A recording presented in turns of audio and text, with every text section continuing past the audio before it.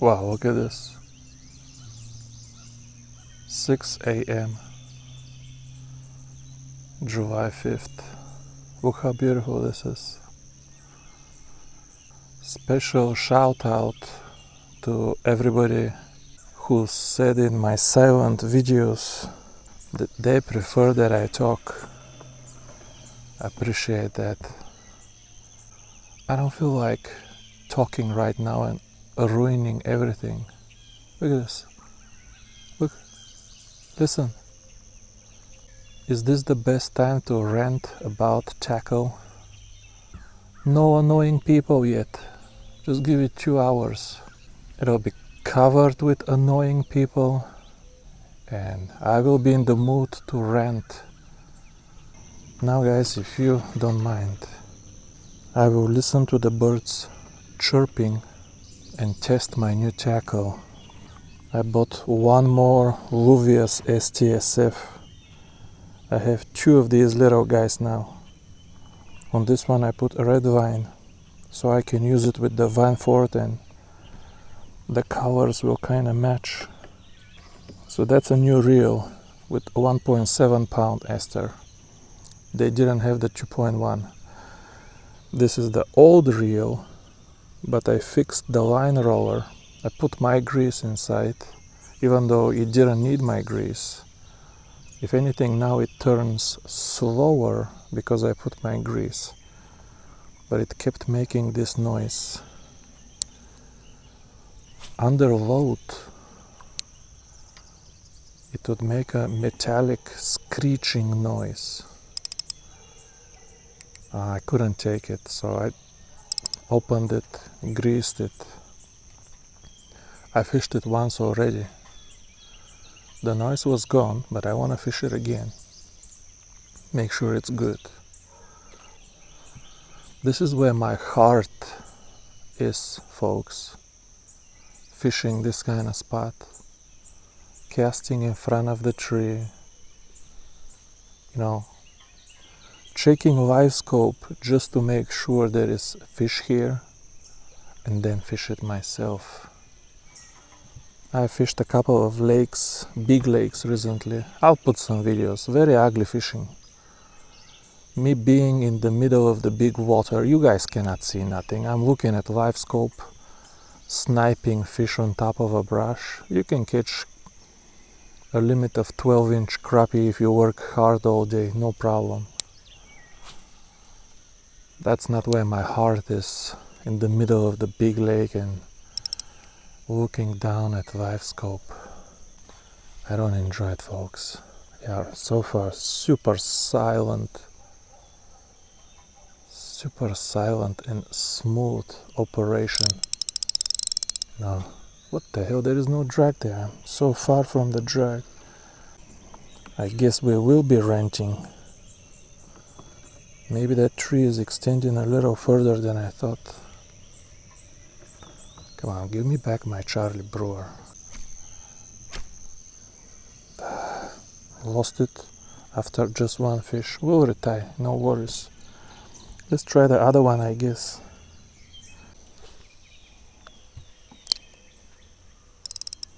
Look at the fog, so pretty. This is the 1.7 pound. I really wanted it to be 2.1 pound. They didn't have it, so I bought the 1.7. I'm not one of these people who go lower and lower and lower to test the limits of performance. I told you, you're not testing the limits of performance, you're testing the limits of stupid. I don't want a 30-gram rod if it doesn't have a handle, doesn't have a hook keeper, doesn't have clear coat. Yeah, I'll take a 50-gram rod that looks nice, it's comfortable, it's balanced good, it has decent durability, and I don't need a 1.7 pound line to cast 1 foot farther or get 1% more sensitivity and then get the line break even from a nice crappie. I don't want to worry about that. I want to boat flip the small fish. I like performance and beauty and aesthetics, but I think you should pursue aesthetics and performance only in the domain of being practical. If it's not practical, I don't want it. Let's turn around towards the bank just for better scenery.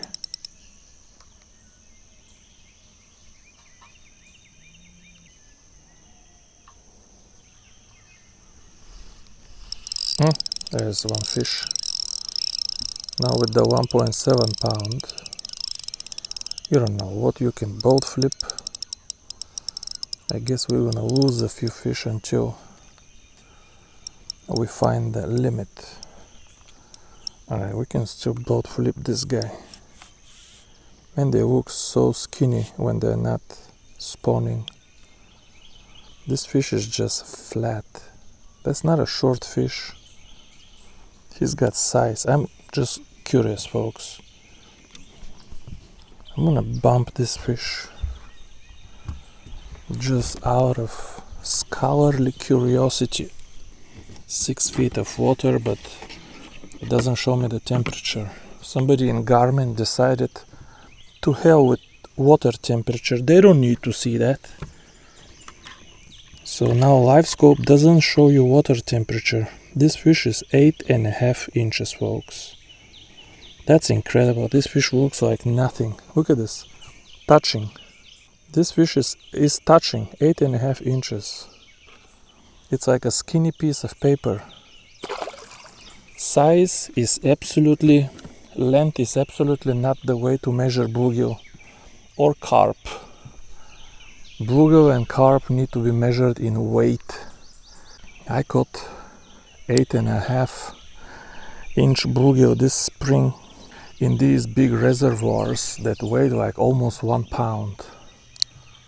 Maybe they did weigh 1 pound. The one that I caught in the middle of the lake, I know which one I'm talking. There was one bluegill that was only 8.5 inches. It was growing up and down. It was 1 inch thick. That fish had twice the meat of this one, maybe more. It's still 8.5 inches. By the way, this new reel, there is something,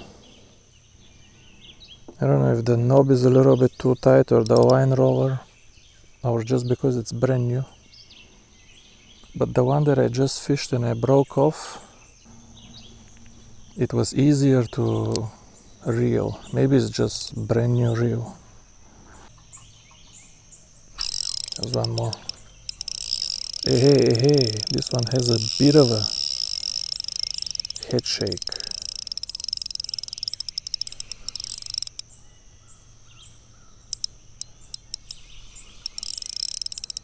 This one is not a baby. Not that the first one was. Man, this is why I like these ST SF reels. Luvias, Airity, whichever. The fish feels heavier because there is no weight in your hand. The weight in your hand, if you know how physics work, provides counterweight. And you kind of don't feel the smallest fish because you have a heavy reel in your hand. Those of you, I know a lot of my subscribers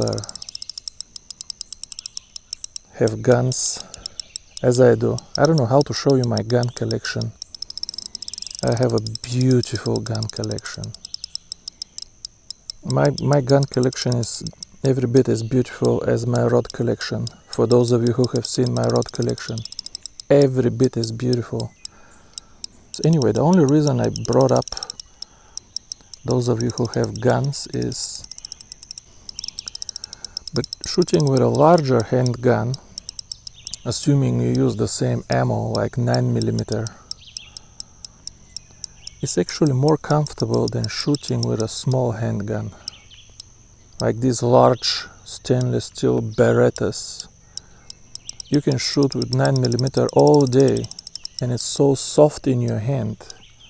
Palm, very soft, very comfortable. The gun is heavy, but shooting is very soft and comfortable. because the weight of the gun provides counterweight during the backlash, during the explosion. The weight of the gun absorbs this shock in your hand. Then when I go to my tiny little guns, I have a couple of small Berettas, I have some, man, I forgot the name of them yet. These small guns, you shoot 9mm with them, bam, bam, bam, bam. I mean, my hand hurts. Over here, it's like a bruise. If I didn't shoot a long time, you keep shooting with the small gun, you get a bruise. Now, in that case, it's unpleasant to shoot with the small gun, but your hand hurts because you felt the gunshot. And I guess that was incredibly long way of saying the same thing is happening when you're fighting little bluegill. When you have a heavy reel in your hand, it's very difficult to feel the head shake of a bluegill with a Sahara. Love the Sahara smooth reel. Gosh dang it, just every bit as smooth as the Vanfort and the Ultegra. My Sahara is, at least. I don't know if this is blue catfish or channel. It looked blue, but now in the net it doesn't. They do put these things regularly because the folks fishing from the bank over there, all they catch is channel catfish. If they don't stock these things, they're never gonna catch nothing, because they put the chicken lure and they cast. Yeah, this is like shooting 9mm ammo with one of these tiny guns. Bum, bum, bum, bum. You empty a couple of boxes of ammo and your palm over here hurts. But with the big gun, it doesn't hurt. It's soft. But the thing is, when you're fighting a small bluegill, do you want it to be soft? Somehow I went on a freaking rant and a rabbit hole instead of enjoying fishing. I don't know, maybe it's the knob, something here, the knob or the line roller in my brand new Luvias ST SF. I have a little bit more resistance than on the other one, but it is brand new, as I said. No way, bro. Snagged again. Very snaggy here. The 1.7 pound line. The chances of rescuing a BG1 are slim to none. Why do I need to put thicker wire and make the jig heads stronger if my line always breaks before the jig head? Always broke another, and that one came off real easy. My line always breaks before the jig head. You need some braid, or my jig heads, even with thin wire, will hold about 3, maybe 4 pounds. People keep asking me if I'm gonna make weedless jigs.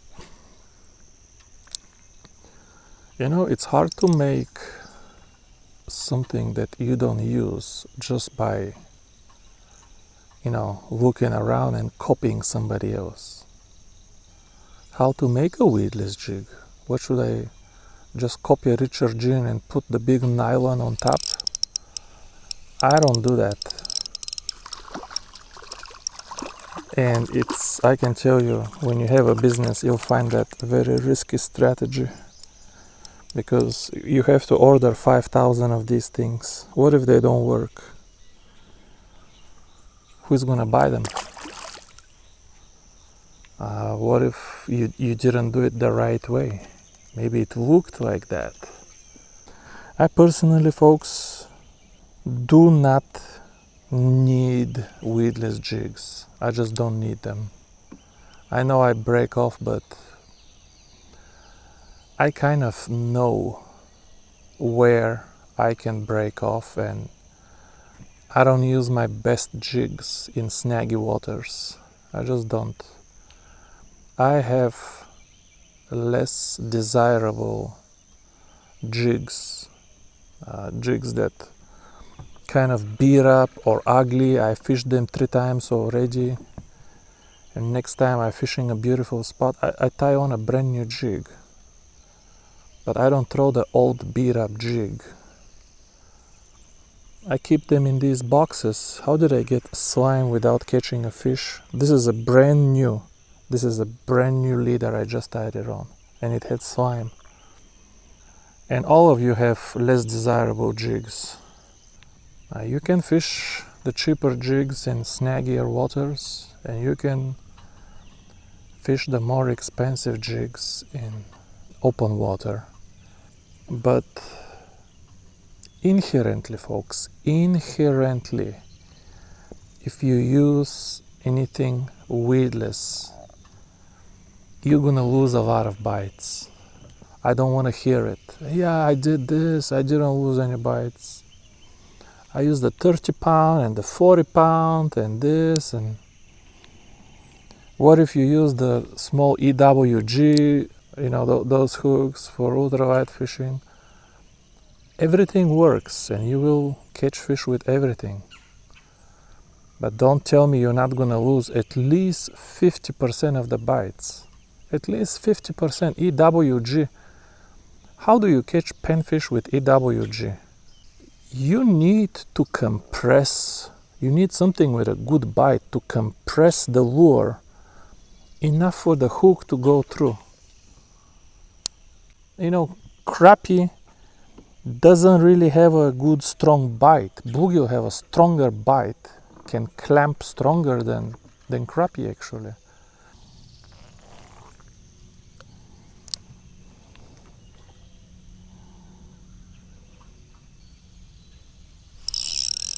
There is something. Man, it feels good with these little reels. It feels good with these little reels, folks. Now, if you ever do buy a STSF reel, if you can afford Airity, buy the Airity STSF. If not, buy the Luvias ST SF. I did buy the Airity STSF, but that reel was just defective, and the seller knew it was defective. I saw the intent. That reel was cheaper than the Luvias ST. Who sells Airity? People are not stupid. They do this for a living. But I bit the bullet like a fool. I saw it on Amazon Japan. Somebody selling Airity STSF. That's a nice graphic for this little lake. Airity STSF. I don't know what I paid. $305 including shipping. Airity STSF. Who is gonna buy Luvias STSF if this was a good reel? I bought it. Yeah, I turned it twice. It was almost hitting on something. Kind of unethical. I had higher opinion of these Japanese retailers. But I guess an asshole is an asshole. American or Chinese or Japanese. If he's an asshole, he's gonna rip you off. Now, the funny thing is, if he was honest, I could probably buy this defective Airity STSF, but he's gonna have to sell it to me for $150. Then I'm gonna buy it for parts and experiment. I can play with it, try to fix the noise. If I cannot fix the noise, I'll use the spool, the handle, the body, the rotor, all the bearings, the gears. I can sell it for parts, but he has to be honest and he has to sell it for the right price. Yeah, be careful with these reels that are standing out of the pack like $50 cheaper. There is very often a reason why they're cheaper. You're saying that now, Victor, but you took the bait, didn't you? I did, let's be honest. I took the bait like a bluegill on a bluegill bed. I took it. There is one more. There is one more something. Today we're fishing for something. Here is a title for a YouTube video. Fishing for something. I should put this, see how long before some copycat steals this from me.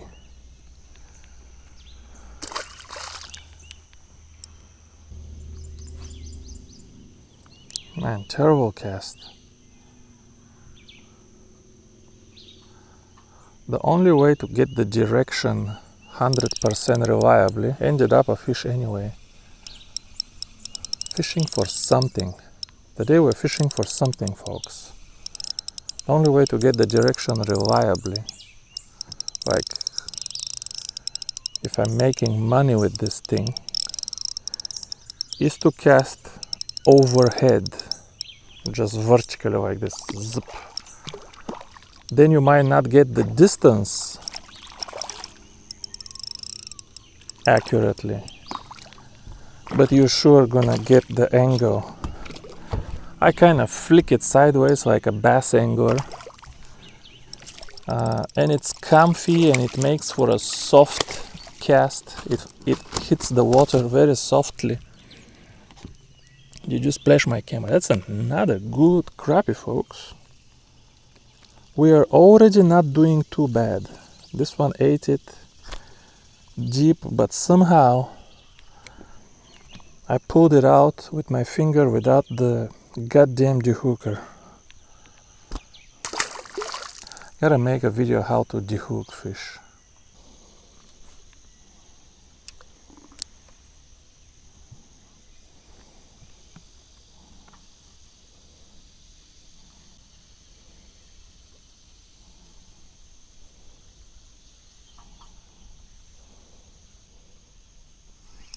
Whoa. Just before I give up. Actually, I did give up, but I didn't start reeling yet. But in my mind, I did give up on this cast. This is another crappie. But these crappie don't want to go on the bank. They're off the bank.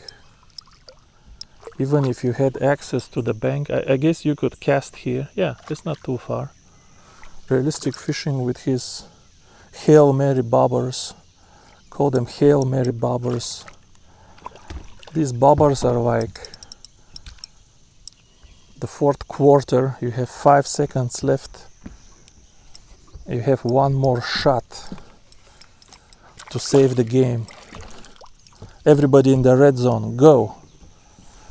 That's the kind of bobbers. I call them Hail Mary bobbers. Whoosh, all the way there. Not a bad crappie. If you're fishing a bluegill bed with nothing but bluegill, no bass, no other catfish and stuff, with 1 gram jigs, I can tell you that going from 2.3 pounds to 2.1 pound ester, these Varivas esters, the diameter difference is from 0.11 millimeters to 0.10 millimeters. I can tell you that it's easier to cast the 1 gram jigs, and it is noticeable. It's noticeable. It's worth taking the extra few seconds to land the fish. It is noticeable. But here in Tennessee we have a very diverse ecosystem. That was definitely not the case in northwestern Illinois and southeastern Wisconsin, where I fished before I moved to Tennessee. Here you catch bass and catfish a lot more often. It's not even comparable. Like every single session you're gonna catch some bass and some channel catfish. Okay, not both of them, but one of the two for sure you're gonna catch every single outing. So fishing with 1.7 pound line is not practical.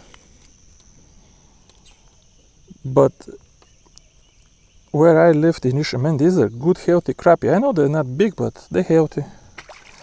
But where I fished in Illinois, folks, the bluegill were small, the crappie were small,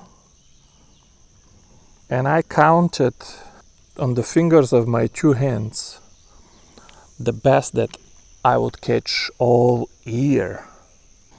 Small stunted crappie and small bluegill. Oh my gosh, you can catch them by the hundreds. As a matter of fact, my only days where I caught 300 crappie a day were in southern Wisconsin in a lake with a stunted crappie and no limit on the crappie. And that was before I had live scope. It just didn't matter where you cast. Everything was full of 8 and 9 inch crappie. 300 crappie I think I caught. Just by calculating 10 hours with 30 fish per hour. That's how I calculated it. I was young back then. That was before live scope. Today I cannot fish 10 hours, folks. Maybe for carp. If I pull up the B-minute top and I'm sitting on the chair and my feet up on the cooler, yeah, I can fish 24 hours.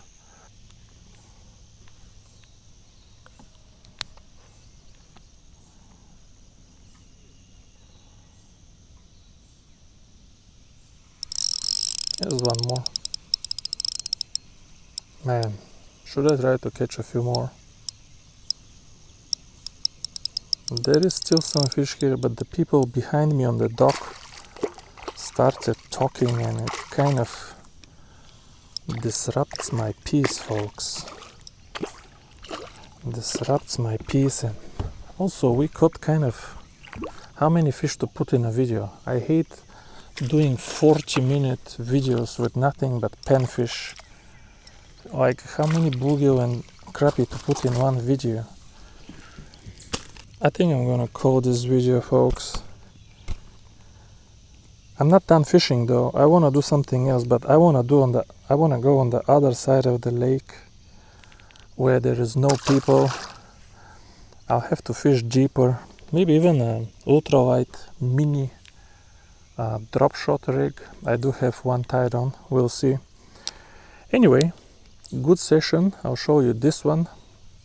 This one with the clear color Luvias ST SF, 2.1 pound ester on the Beleza UX. Just perfect color match, everything perfect, fit, feel, perfect rig. Let me show you the other one and I'll let you go. I'll probably use this as a thumbnail anyway. People with the fake thumbnails and the big letters like this, there is no screen left. The whole thumbnail just big letters, and the whole thumbnail is synthetic, ChatGPT or something like this, completely synthetic. Rip pictures off the internet, put the big letters there, and put the synthetic like images ripped off the internet, and that's your thumbnail, and people click. My thumbnails, folks, are all organic. My thumbnails are screenshot from the video. I'll put some letters that kind of capture my sentiments, but my thumbnails are organic screenshots from the video. What do you think about this one? The color is a little bit lighter than the rod, but you're gonna see this only with perfect light. Also, this red is not exactly the same. It's a little bit lighter also than this red, if you're extremely picky.